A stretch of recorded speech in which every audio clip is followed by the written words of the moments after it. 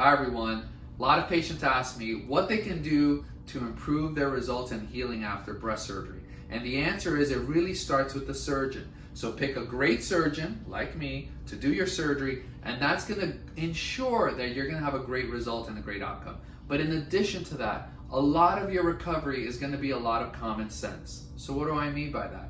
You have to listen to your body.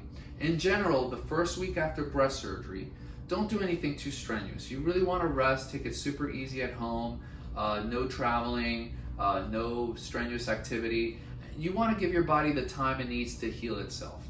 After the first week, patients can usually return to normal day-to-day things like running errands, doing chores, helping out around the house, but you still don't want to pick up or push heavy things.